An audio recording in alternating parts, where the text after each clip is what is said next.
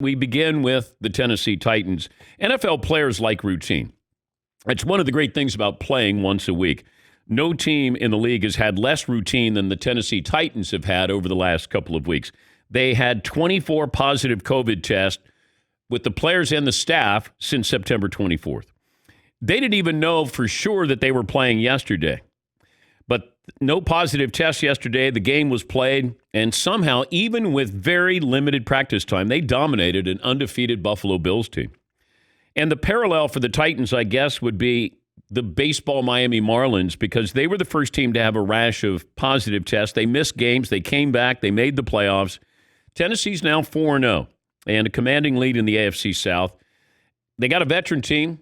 They got a team that really, I think, epitomizes the personality of their coach, and they know the system. You got Ryan Tannehill, the resurgence of Ryan Tannehill. You got Derrick Henry, and you've got a pretty stout defense in there as well. Don't make mistakes. Run the football.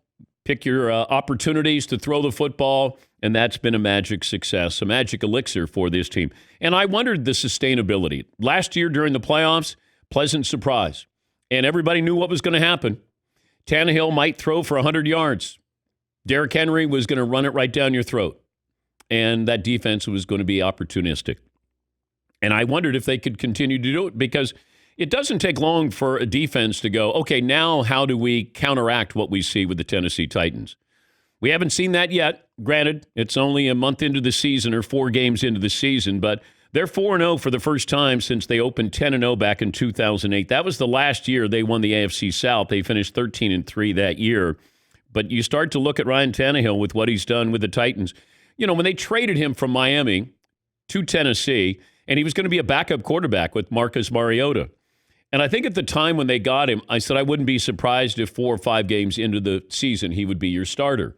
I just didn't think Marcus Mariota was going to be able to recapture what he was at Oregon. And maybe he doesn't get that opportunity, but Ryan Tannehill took advantage of that. He's had 17 starts in Tennessee. He's 13-4. He's completed 68% of his passes. TD to interception ratio is 5-1. He's thrown 36 touchdown passes and 7 interceptions, and passer rating is 114. Those are all elite stat numbers here for any quarterback, and he's been able to do that. There's probably still people going, I'm not quite sure, you know.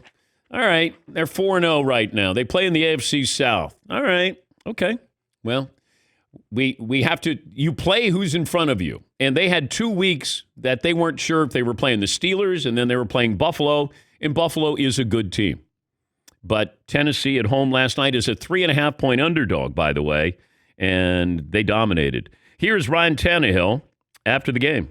We said a lot of things throughout the past couple of weeks, and things that were being said and personal things that were said against our team, our guys, really felt uncalled for. So, yeah, we were a little ticked off about how we've been treated, how we've been looked at over the past couple of weeks, and we really just stuck together through that process and believed in each other and wanted to come out and play our game and play how we believe in each other and knew what we could do. And we did that. Oh, little chip on your shoulder there with Ryan Tannehill. Boom, they were ticked off. Yes. Boom! Oh, my God. That's bulletin board material.